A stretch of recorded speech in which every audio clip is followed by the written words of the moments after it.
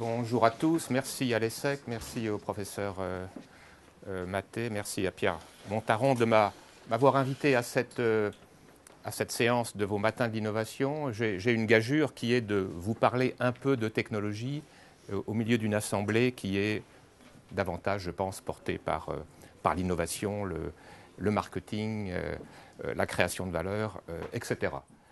Mais je voudrais vous faire comprendre que à la base de la mobilité, il y a un ensemble de technologies, ce qu'on appelle les technologies des systèmes embarqués, de l'Internet des objets, et qui rendent possible des innovations majeures en matière de mobilité.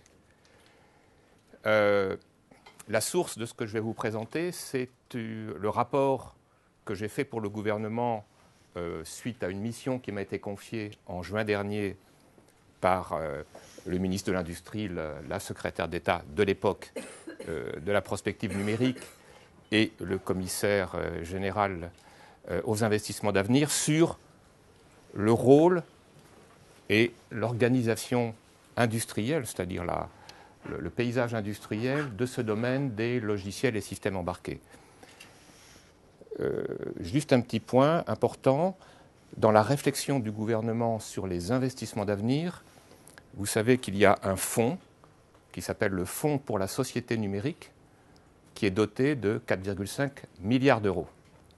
Et dans ce Fonds pour la société numérique, il y a à la fois du haut débit, bien sûr, il y a à la fois ce qui s'appelle usage et services innovants, c'est la santé, c'est la ville numérique, c'est les réseaux, etc.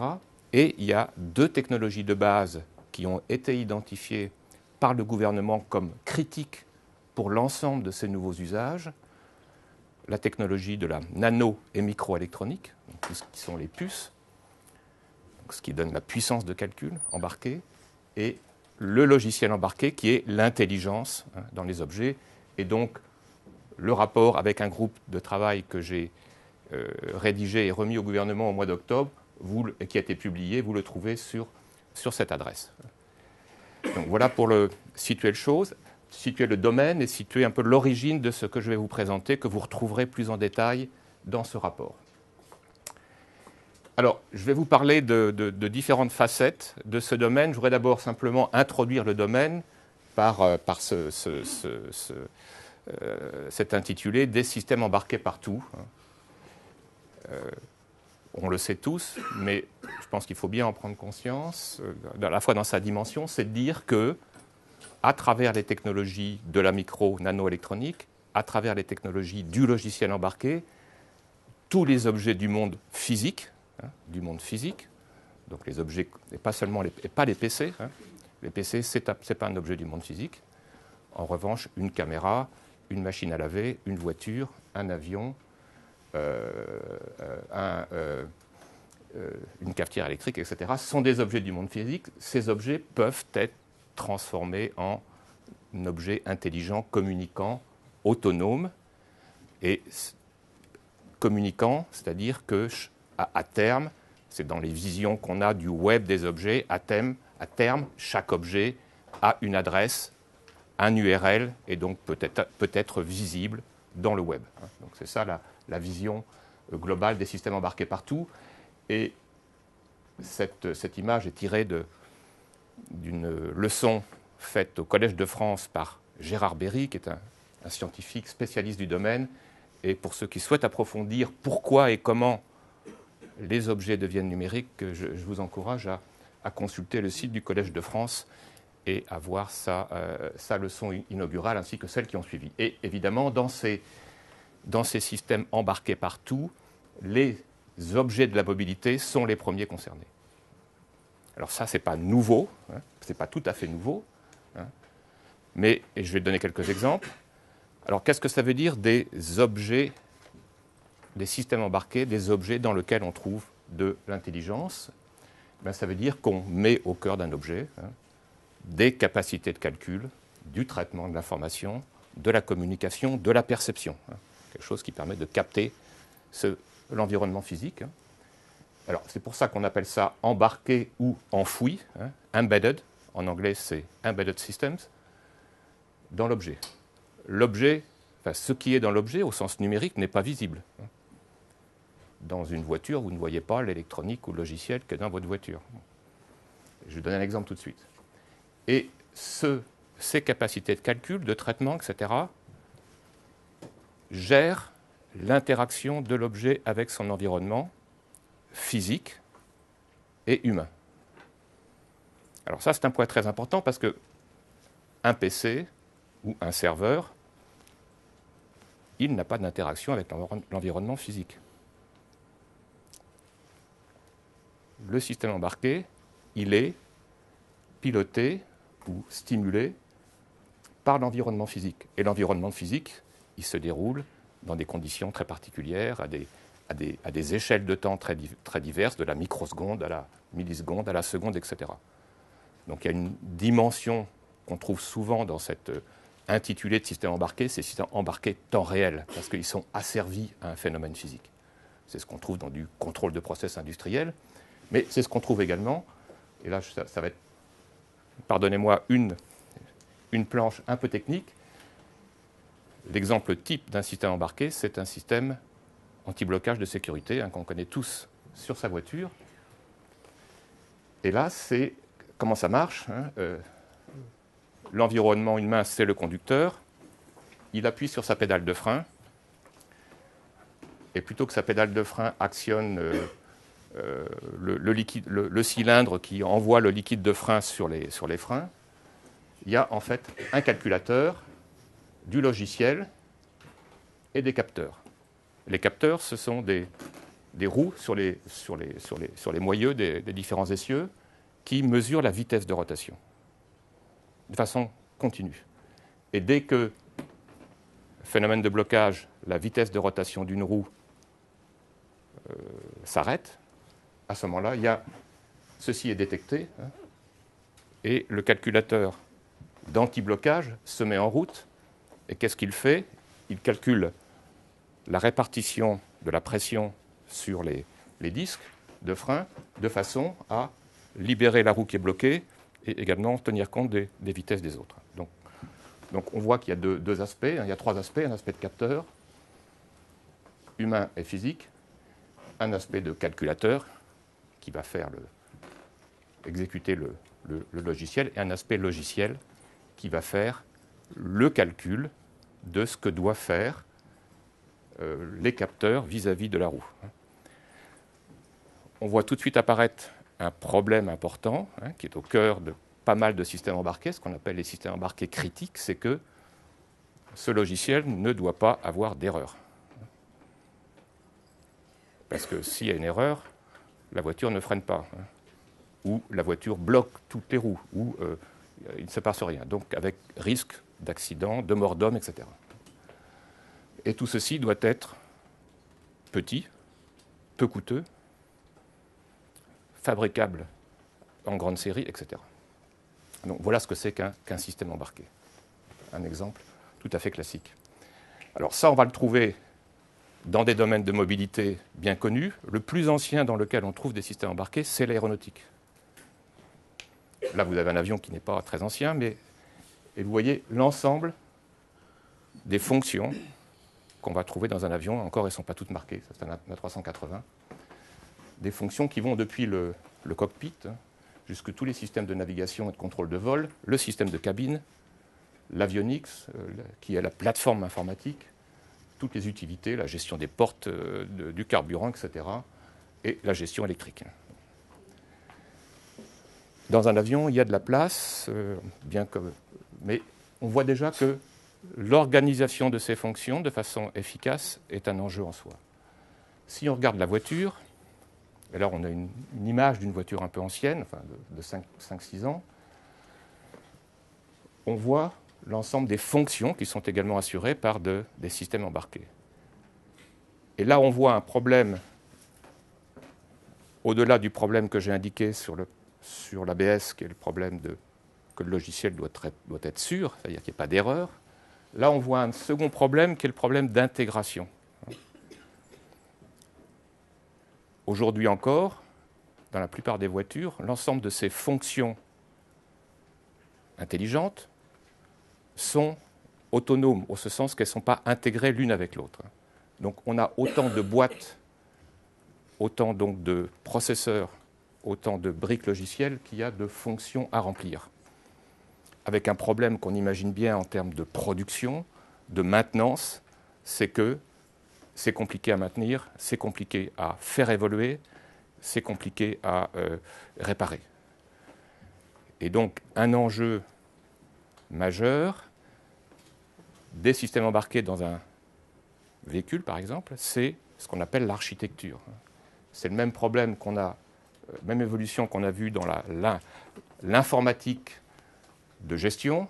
Autrefois, on avait des applications, une pour la paye, une pour les ressources humaines, une pour la logistique. Aujourd'hui, on a des ERP qui intègrent l'ensemble, avec des architectures complexes. Ça, c'est un second enjeu, c'est un enjeu de complexité, c'est un enjeu de design, et c'est un enjeu également, globalement, de faire marcher tout ça ensemble, et toujours avec des contraintes de fiabilité importantes. Autre domaine en forte émergence des systèmes embarqués, c'est la maison intelligente. Alors on n'est pas dans la mobilité, mais c'est quand même quelque chose de fondamental, c'est que, et là j'ai mis une image d'une petite société qui s'appelle Igenco, qui est une société qui est incubée par Bouygues, et qui a une offre, vous pourrez regarder sur Internet, une offre de, entre guillemets, de Livebox généralisée. Une Livebox qui vous permet de, et des petites boîtes qui vous permettent de gérer à la fois la sécurité, mettre des capteurs, de gérer votre chauffage, de gérer l'éclairage électrique, de gérer bien sûr la communication, avec envoi des données sur un site web que vous gérez vous-même et récupération des données pour faire des applications globales. Donc ça, chaque petite boîte là est un système embarqué qui communique avec des problèmes de protocole, des problèmes de standards qui ne sont pas encore complètement définis. Et c'est un troisième enjeu, des standards pour des applications émergentes. Et puis je vais revenir vers la mobilité. On a parlé du véhicule. Vous avez parlé de la mobilité au sens large dans la ville, dans le périurbain.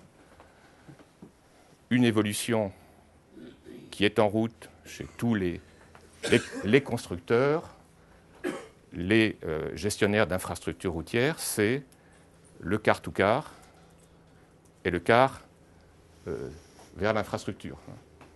Là, je vous invite, si vous voulez voir un peu des scénarios intéressants de ça, il y a un consortium industriel qui s'appelle Car-to-Car Consortium, qui vous indique le type de scénario auquel on pense. Ça veut dire pratiquement qu'un des scénarios, c'est un croisement dans une agglomération dans lequel il n'y a pas de visibilité. Et à ce moment-là, les deux véhicules qui arrivent près du croisement communiquent entre eux, indépendamment du conducteur, et alertent s'il y a une détection d'un risque, parce que le croisement n'a peut-être pas de feu rouge ou le croisement n'est pas protégé, alertent les conducteurs d'un autre véhicule venant dans une autre direction. Ça, c'est un premier scénario. Second scénario possible dans des technologies de car-to-car, c'est le scénario plus en mode autoroutier, enfin en mode transport de longue distance, moyenne longue distance, c'est la mise en train de véhicules. C'est-à-dire que des véhicules, automatiquement, ça veut dire que chaque véhicule est doté d'abord d'un système de perception de la distance, donc de radar, mais ça commence déjà, se connecte avec le véhicule suivant et le véhicule qui est derrière lui, et les véhicules se mettent dans un train virtuel. Ils ne sont pas accrochés physiquement, ils sont accrochés par un train virtuel. Et c'est le système embarqué de gestion de ce train virtuel dans chaque véhicule qui gère la distance, le freinage en cas d'incident, etc. Ça, c'est un peu plus futuriste, mais c'est des choses qui commencent à émerger. Et là, on voit que pour faire ça, sur un plan technique, ce n'est pas complètement trivial, puisqu'il faut à la fois des dispositifs de perception complexes, etc. Il y a sans aller jusque-là, il y a une directive européenne qui va obliger, à partir de 2014, je crois, les véhicules à être dotés de dispositifs de perception de l'environnement au sens, ce qu'on appelle dans le jargon des vulnérables, c'est-à-dire les piétons, les gens ou les autres objets sur la voie. Ça suppose donc une infrastructure de perception sur le véhicule, radar, infrarouge, sonar, et tout le traitement qui va avec.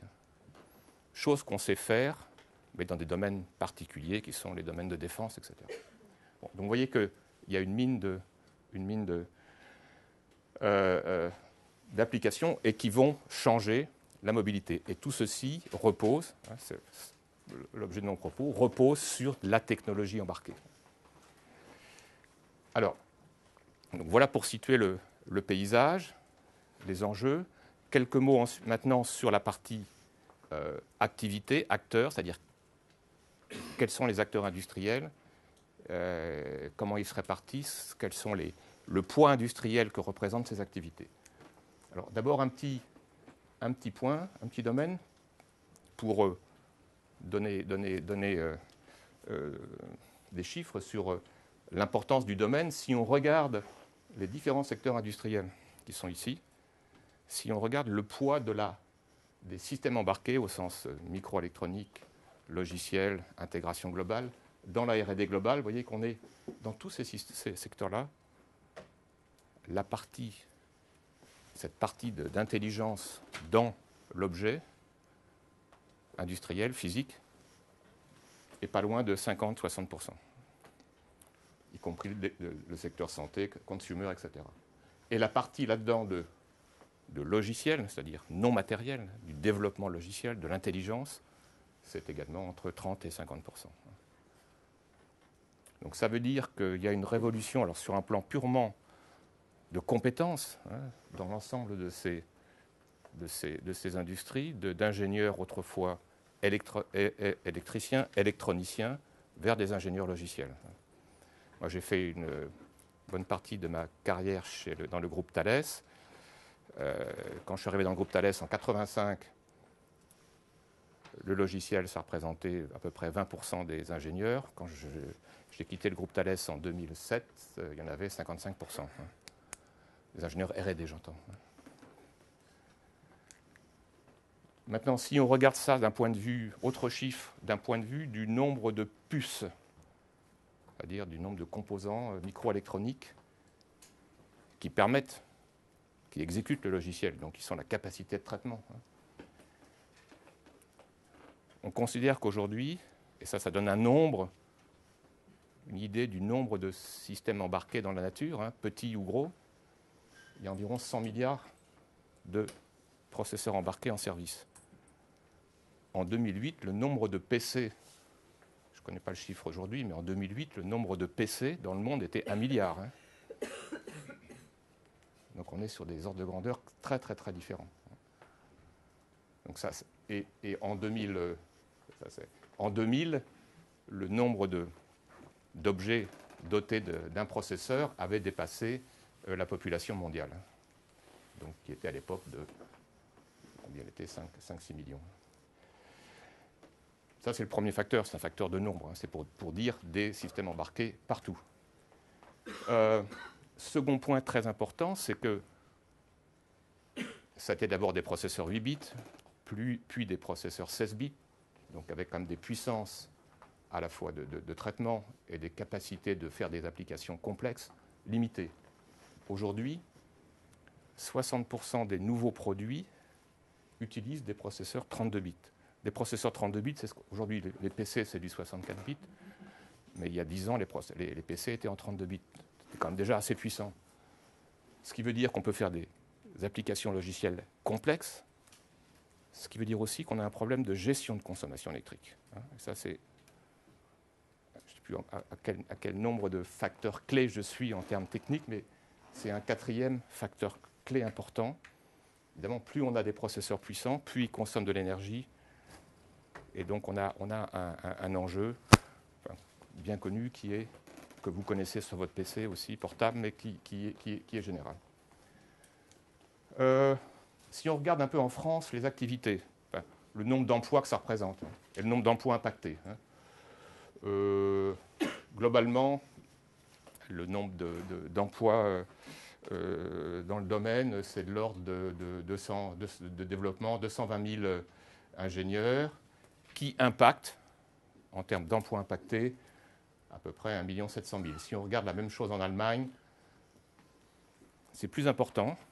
Alors d'abord, la population allemande est un peu plus importante, mais il y a également en Allemagne, enfin vous le savez, des industries extrêmement consommateurs de technologies embarquées et qui sont extrêmement développées en Allemagne. C'est tout ce qui est la partie machine-outil, process industriel.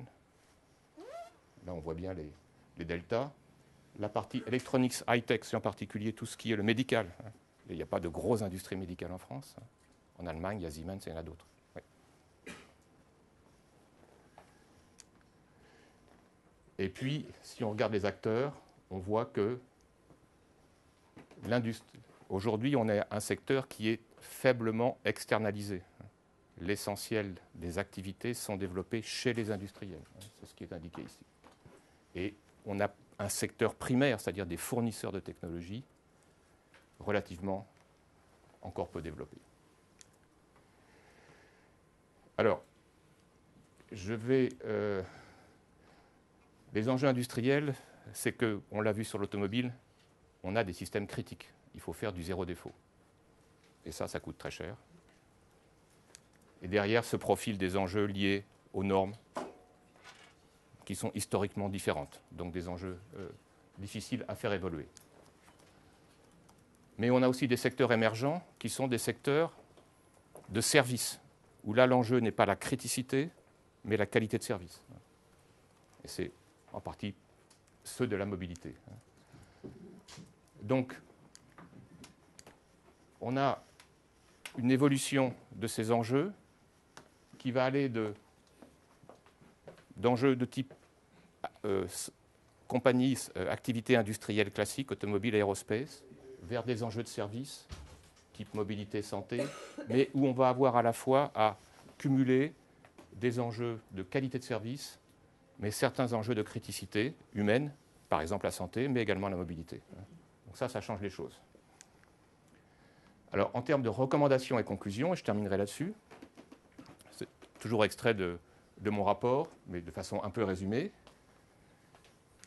D'abord, des conclusions qui sont que, sur un plan industriel, sur un plan technologique, on a à faire face à des technologies diverses qui évoluent fortement et d'une grande diversité de marchés. Et le problème classique, c'est comment on conserve des briques technologiques relativement génériques face à des besoins de marché extrêmement différents. Donc là, la solution, c'est des solutions de standardisation au niveau des plateformes, c'est-à-dire au niveau des architectures que j'ai évoquées.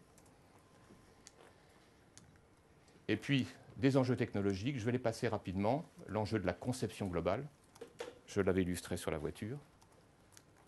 L'enjeu de la productivité logicielle.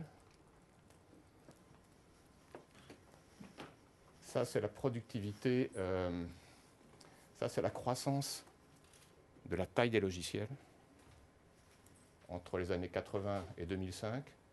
Ça, c'est la croissance de la productivité. Donc, vous voyez que si on imagine un logiciel d'1 million de lignes de code, si on est passé de 100 000 lignes de code à 1 million de lignes de code, et on a la même productivité. Ça, c'est du logiciel critique. Et puis le dernier enjeu, c'est la puissance de calcul embarquée. Pour les applications que j'ai évoquées, de type, par exemple, train de voiture, perception, eh bien, on a besoin d'augmenter ce qu'on appelle la densité de calcul. Faire tenir plus de performance dans moins d'espace et avec moins de consommation. Donc ça, ce sont des enjeux technologiques durs, mais sur lesquels tout le monde travaille.